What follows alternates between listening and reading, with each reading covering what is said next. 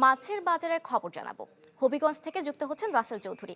রাসেল, হবিগঞ্জে মাছের বাজারে কি অবস্থা? শীতকালীন পানি কমে যাওয়ার জন্য কি মাছের দর কিছুটা বেড়েছে কিনা আমাদের জানাবেন। বুশরা, আমরা এখন আছি হবিগঞ্জের শায়েস্তানগর বাজারে। সকাল থেকে যেটা ঘুরে দেখা গেল যে মাছের দাম কিছুটা বেড়েছে। বিশেষ করে রুই মাছ গত সপ্তাহে কিন্তু ৩০০ টাকা কেজি ছিল, এখন কিন্তু ৩৫০ টাকা কেজিতে বিক্রি করা হচ্ছে। এছাড়া কাতল মাছ ৩৫০ টাকা ছিল, এখন কিন্তু ৪৫০ টাকা কেজিতে বিক্রি করা হচ্ছে। এছাড়া বোয়াল মাছ ১১০০ থেকে ১২০০ টাকা কেজিতে বিক্রি করা হচ্ছে। আইল মাছগুলো কিন্তু ৯০০ থেকে ১০০০ টাকা কেজিতে বিক্রি করা হচ্ছে।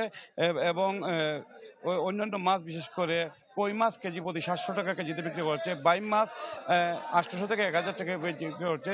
এবং ছোটো মাছ যে মাছগুলো কিন্তু দাম ৫০ থেকে ১০০ টাকা কেজিতে বেড়েছে।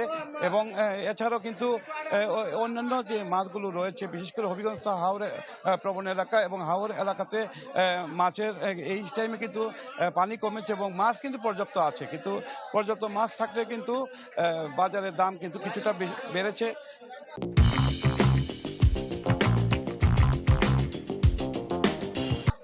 এবং আমাদের হবিগঞ্জে যে মাছগুলো রয়েছে, হবিগঞ্জ ছাড়াও কিন্তু অন্যান্য জেলাতে কিন্তু রপ্তানি করা হচ্ছে। আমাদের এখন কিন্তু মাছের দাম